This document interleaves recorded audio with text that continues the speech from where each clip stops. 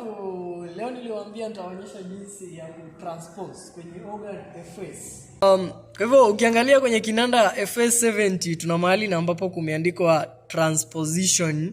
Na kitu ambacho unahitaji wakati una transpose kinanda na ambacho ni cha FS, unahitaji vitu vitatu. Unahitaji kuangalia kinanda chako mahali na ambapo kumeandikwa grind. Ukiangalia pale kwenye foot switch pale kumeandikwa foot switch, kunako kadunde pale kameandikwa grind. Kunako kale kadunde kameandikwa grind, alafu kuna ile transposition pale, kuna normal, kuna down na kuna up.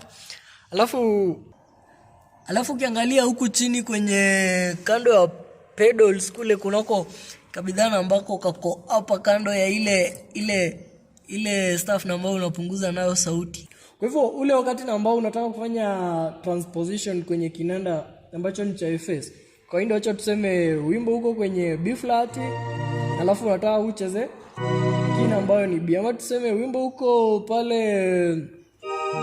E flat na unataka ucheze E, utafanya vipi kwenye kinanda? Kwa hivyo kitu cha kwanza ambacho unafaa kujua, unafaa kuwa unajua major keys zote. Maana hapa ambapo imeandikwa up na down inateremsha tu, ile ipandishi inateremsha tu. Kwa hivyo ule wakati unataka kuteremsha, tuseme tunataka kuleta wimbo ambao huko E flat kwenye E, tunakuja kitu cha kwanza tunafinya transposition hapa hivi, tunafinya down.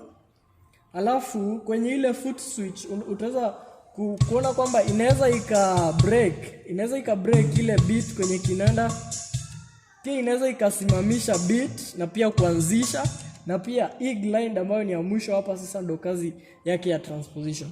Kwa hivyo utasikia kinanda chetu wakati tumefinya ile grind, alafu tumefinya ufunguo wa E, alafu tuweze kufinya kule chini ile foot switch na tumefinya grind pale, itaweza kuteremsha kinanda chetu na semitone moja.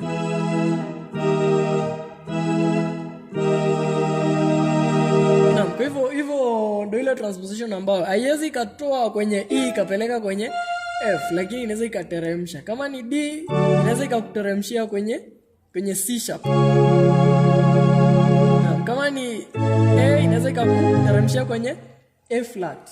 Kwa hivyo nadhani mambo na transposition kila mtu ameelewa, ila kila kitu kina advantages na disadvantages. Kwa hivyo ile haiteremshi pendo, utasikia kuna itilafu pale kwenye pendo, wakati umeiteremsha haiteremshi ile pendo yake. Kwa hivyo zindi kufuatilia channel yetu, kuna mengi na mengi yanakuja.